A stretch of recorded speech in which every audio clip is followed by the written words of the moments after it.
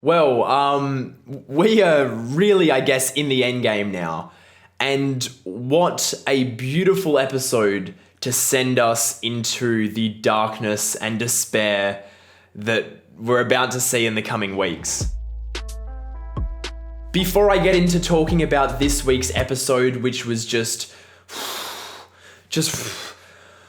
I want to remind everyone that I have a video on why I love Game of Thrones up on my second channel. It's the best thing I've ever made on YouTube. It's just a love letter to the reasons that we fell in love with this show in the first place. So if you're a fan of Game of Thrones, which I'm assuming you are watching this video, of course, please check it out after watching this review. The link is in the description and in the pinned comment. I think you guys will really enjoy it. So I want to start discussing this second episode of Season 8 by talking about just how kind of tender this episode was, how delicate it was. I think that's the essential thing here, is that we're about to face down kind of the biggest battle Game of Thrones has ever seen in another episode directed by Miguel Sapochnik, who did Battle of the Bastards. I cannot wait to see what he does. He's my favorite director on the show, and I can't wait to see, I guess I can wait to see, because I think a lot of people are going to die in the next couple of episodes. So,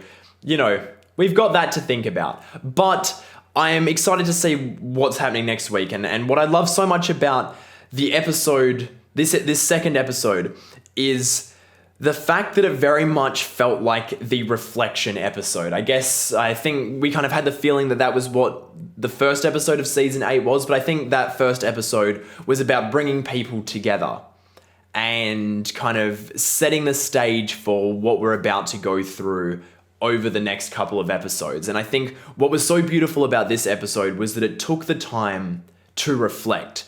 It brought the characters together. And yeah, while it's definitely one of those episodes which was like a high school reunion almost, like, oh, remember that one time we did this one thing? And it had elements of that. I think that is exactly what this episode needed to have. Obviously, we have the Jon Snow is the Targaryen heir, the rightful heir to the Iron Throne kind of thing looming large over this episode. And I think the thing that I loved about it so much is that I guess in the final moments of the episode, Jon has to reveal that to Daenerys. And it was immediately overshadowed by this war to come, the threat of the White Walkers. I think that it says a lot about how far this show has come, that you can have such a massive thing that is still going to loom large over the battle to come, but you can have this massive earth-shattering reveal, something that completely upends everything Daenerys knows about the world, something that is clearly tearing Jon apart, and for that to not be what matters. And seeing the show work to the point that all these characters in this episode are talking about the fact that this is the last time they might be together. And for us, it's the last time we might see them together. And letting them reflect on how far they've come. I don't think that there was any better way to do this episode and to really have those quiet moments. It's an episode built entirely out of quiet moments, out of conversations that quite often didn't contain many words. It was more about the looks and the glances and those intimate moments held between the characters. And I think, that's just exactly where we needed to be right now. That's exactly what we needed before what's to come. Now, obviously, this episode centered quite heavily on Jaime's arrival in Winterfell. And I like from the get-go that, again, the characters can see, despite, this show some time ago, if Jaime had turned up at Winterfell, would have seen, no matter how much he's changed, would have seen him punished for that still. I still think we would have possibly seen an execution of Jaime, but it shows how much this story has progressed to be more about people who, get to atone for their actions and get to move on to try to do the right thing. And I think that's something that we've always found endearing about this show, about these broken characters doing their best to rebuild themselves. And the fact that you've got a room full of characters that have gone through that and then being asked to judge someone who has gone through that themselves, and often found themselves fighting for the wrong side and the wrong reason, someone who has gone through a lot, Jaime's my favorite character, I feel, because of all that he's gone through and because of the changes that he's made. And seeing these characters, Sansa, Daenerys, Jon, the other people in the room, judge him as being worthy of that redemption. I think that's an incredibly powerful thing that the show has said, no, we accept the changes. These characters have said, we accept that Jaime has changed and we accept that he has moved on and he's ready to fight now. I think that is a really wonderful thing. And it afforded so much else in this episode. Brienne coming to his aid and vouching for him, and then her relationship with Sansa shining through, and Sansa saying, well, if Brienne has faith in this man, then I share that faith too. I think that's wonderful. And so much was offered from the decision to keep Jaime alive. The most interesting things for the characters happened because of that. A beautiful reunion with Tyrion, for instance. These two brothers who, while not always agreeing with each other, have had a much closer connection than they have had, I guess, with their sister. Well, maybe not Jaime. Jaime had a very close connection with his sister.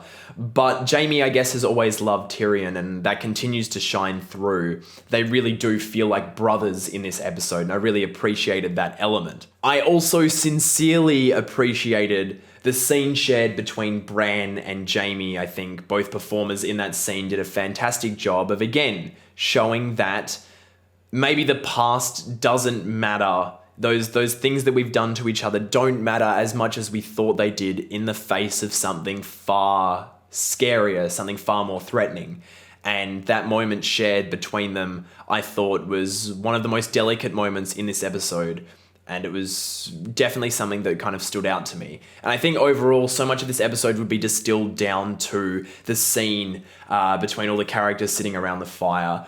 Davos, Brienne, Podrick, and Tormund, with the other characters there that I've already mentioned. Them sharing that scene. These characters that we've seen, I guess they're like the champions of this story. These are the characters that have been beat down, bent, broken, betrayed, all of those things, cast aside, and they've come together. They're the people that are around at the end of this show, and I think that means something. I think it's something I've said in that other video I mentioned, is that Game of Thrones is championing the people who were kind of left behind and were made to suffer. And again, so many beautiful moments come of that just incredible moment between Sansa and Theon, their hug, that kind of, again, the moment of acceptance. And you really feel, I think that's the thing. I feel in this episode, we've had a lot of characters who have had arcs that have set them up for redemption, right? And a lot of these characters have taken the steps, particularly in the season 7 finale, with Theon and Jaime taking steps to, completely redeem themselves. And this is the episode where other characters have said, yeah, you're allowed that redemption. I will allow that for you. And Sansa allowed it for Theon. Bran allowed it for Jaime. This episode as a whole really felt like a tour of everything that has come before, and kind of reminding us of where all the characters are, reminding us of their relationships to each other, all that they've been through together, so that next week, when I guess the bodies are going to start hitting the floor, we're going to feel it a whole lot more. And you're actually getting really tender moments between characters who, it's interesting to see how far their relationship has come. I think Arya and Gendry, while somewhat of a surprise and a little bit weird to watch when you've watched a character grow up from basically a child into a grown woman, I think it works. And I think there was definitely an element of something incredibly passionate and tender in that scene between them.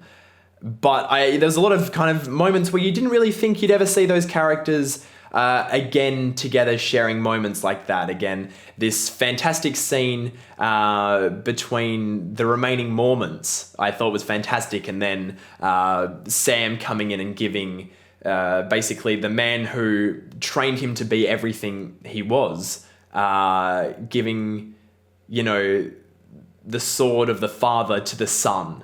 I think that just moments like that throughout this episode is what really made it shine.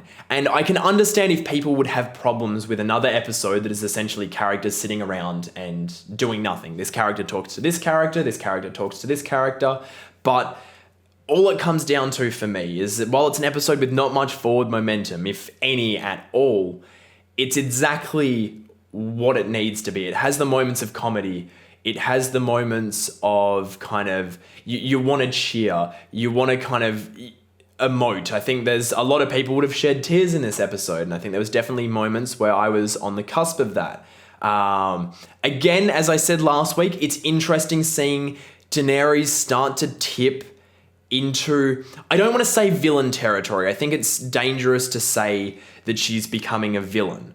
But I do like the fact that they're starting to set up this idea that she might not be the person that we necessarily have led ourselves to believe that they are. Almost in that Walter White type of way, where you want to be there with the character, but as you start to, the decisions start to stack up and you go, have you really made the best choice in every scenario? And I'm interested to see where that develops from here. You know, what this rift is between her and Jon that will form now, this rift between her and Sansa. That scene between them, finally getting that moment together, was just beautiful. The way that David Nutter just slowly brought the scene into the faces and just let it kind of work there. And then that hand, that connection, and then that disconnect, I thought just beautiful direction there. But I'm interested to see where that goes, because it feels like the show is built to this conflict with the White Walkers for so long. And by not having Cersei present in this episode, I'm interested to see what is going to happen going forward. Because it's quite likely that they could lose Winterfell. Winterfell could collapse and they could be forced into a retreat all the way to King's Landing. For me, I always saw the White Walkers making it all the way to King's Landing and really not having anyone left. Now, I don't know if that is going to happen. You know, having the White Walkers knock at Cersei's door. I feel it's going to be weird, right? I'm sure the show can pull it off, but I feel it's going to be weird if we deal with the White Walkers by episode 4, I guess, maybe. They're dealt with, they're defeated or whatever, and then we go back to the Game of Thrones. I feel like the show has always been about building to being more than the Game of Thrones. And so I almost want to see the White Walkers not get beaten this first time. You know, they weren't defeated at Hardhome, so they have had a victory. They did cross the wall, but I feel like they need to destroy Winterfell and kill half the people there and force the remaining people to retreat all the way back to King's Landing. And that is where the final kind of confrontation is going to take place. That's what I feel, for me, would be the correct course of action. Though, as always, just because I want something to happen does not mean I will be disappointed or feel like I've been robbed if that doesn't happen. That is, of course, my own expectations. I don't really know if I have much else to say about this episode. There was a lot more kind of interactions between these characters, many different people coming face to face and having their moments. But I think it's generalized under that one thing of just this theme of reflection and the beauty in seeing how far characters have come. So now I guess I'm interested to hear what you guys think is going to happen going forward. We've really only got 4 episodes left. We've got a couple of hours of this series to go. Where do things go from here? Who makes it out alive in the coming weeks? Who takes the Iron Throne? Even though, if I'm being honest, I really don't care. I just care about seeing these people get to live their lives, because I feel like everyone we have left has earned it. And that's what matters to me right now. So those are my thoughts on the latest episode of Game of Thrones. I'm excited to hear what you guys thought about this one, so please let me know in the comments below. And if you want to check out more stuff about what I have to say about Game of Thrones, be sure to check out that video on my second channel. I think you guys will really enjoy it. If you have not yet subscribed to this channel and want to continue watching my Game of Thrones reviews, as well as a whole lot of other content, you can subscribe down there somewhere, as well as follow me on Twitter at Loverboymedia and on Instagram at Breaking Banter. And if you really want to help support this channel, you can support on Patreon. Thank you so much to all of you doing that already. You guys are just, you're amazing. You are genuinely amazing. Everyone who watches these videos is amazing. And I will see you guys in the next one.